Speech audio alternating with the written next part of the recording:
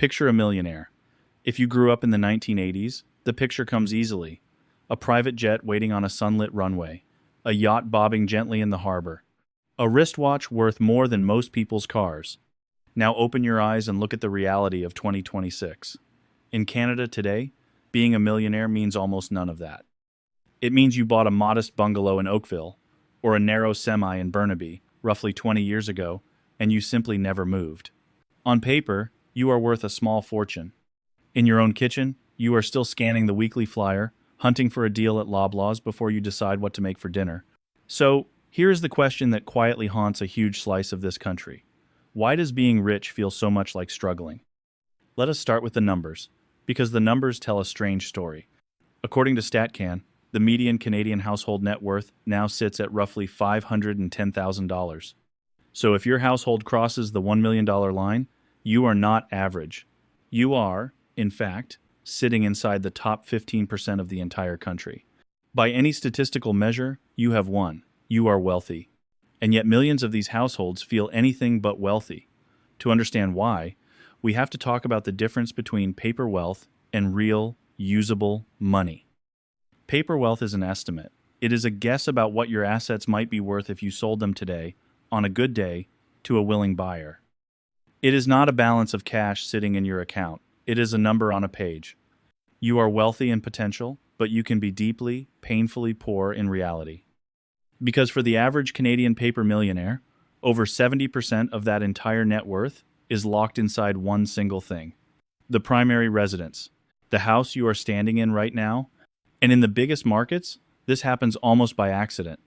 Across the GTA and the Lower Mainland, the average detached home now sells for more than $1,200,000.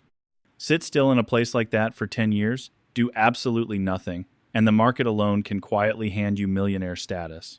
You did not earn it with a raise or a windfall. You earned it by not moving.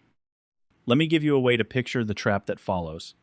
Think of yourself as an unpaid museum guard. You live inside a priceless masterpiece. The house is the canvas, and it is worth a fortune. Your job, every single day, is to protect it. You pay the taxes on it. You pay the insurance on it. You cover every repair the moment something needs fixing, and you keep the whole thing pristine, because a masterpiece cannot be allowed to crack. But here's the cruel part. You cannot slice a corner off the canvas to pay for lunch. You cannot sell one square of the painting to cover the grocery bill.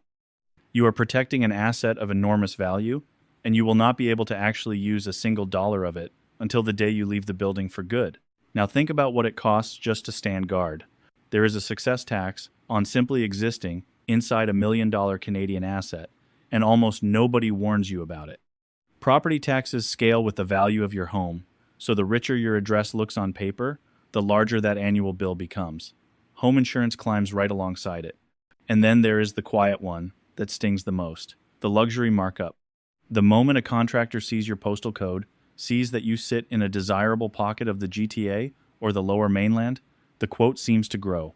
Every job costs a little more, simply because of where the house sits on the map.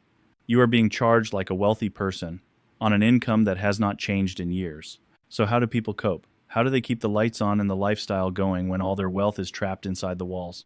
For a lot of Canadians, the answer is a HELOC. And this is where the trap tightens. A HELOC lets you borrow against the value of your home. It is the tool people use to turn paper into plastic. The house has gone up in value, so the bank offers you a line of credit against that rise. And suddenly that locked up paper wealth feels spendable again. It funds the new SUV in the driveway. It funds the vacation. It funds the renovation that makes the masterpiece even more pristine. But look closely at what has actually happened. You have taken your wealth, the very thing that made you a millionaire, and you have handed a piece of it straight back to the bank. Every dollar you pull out is a dollar the bank now has a claim on. You have quietly turned your asset back into a liability. This is why so many paper millionaires are not what they appear. Behind that $1 million valuation, many are carrying $400,000 mortgages, with $100,000 HELOC balances stacked on top. The gross wealth looks enormous. The net wealth, the part that is truly yours, is a great deal thinner. Let me hand you one more picture, because I think it is the truest one of all. Think of your financial life as a smartphone. You are living a Pro Max life, the very best model, top of the range, a net worth north of $1 million. On the outside, it is the most impressive phone in the room. But look at the little battery icon in the corner.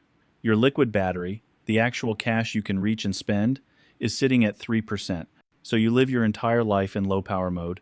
You dim the screen, you close the background apps, you skip the dinners out with friends, you delay the trip you keep promising yourself. You move carefully through every single day, quietly terrified that the screen will go black before the next direct deposit finally lands and charges you back up. A Pro Max phone at 3% is still, functionally, a phone you cannot use. And that is the feeling. It arrives on any quiet morning, at the start of the work week, when you sit down with your coffee and do the math in your head. You realize, with a strange sinking clarity, that you are asset wealthy but cash flow strangled. The wealth is real, it is just not reachable. So what is the way out of the museum? How do you go from being a guard to being genuinely free? The move is from paper to productive. And this is the idea that changes everything, so stay with me. A house is a wonderful place to live, but as a financial asset, it is passive.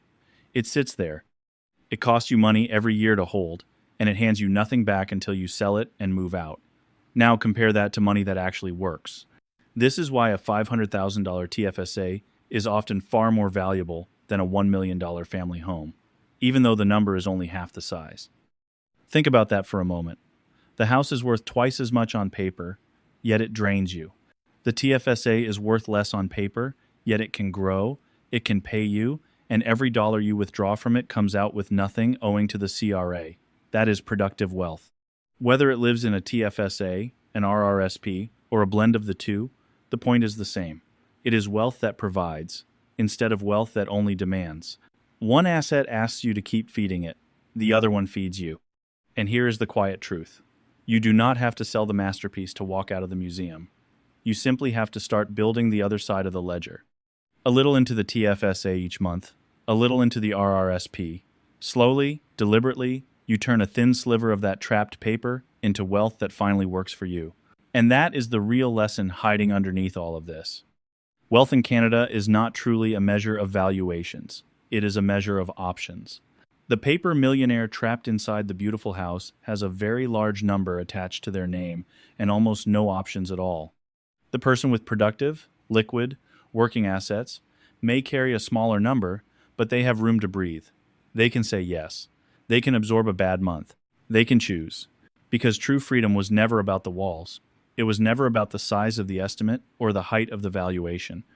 True freedom is the moment your assets start giving you oxygen to breathe, instead of just a set of walls to maintain. So the next time you hear that a neighbor became a millionaire simply by staying in the same house for a decade, remember to ask the second question. Not how much are they worth? Ask how much of it can they actually use? Because in 2026, that is the only number that sets you free. If this video helped, like and hit subscribe. I'll see you in the next one.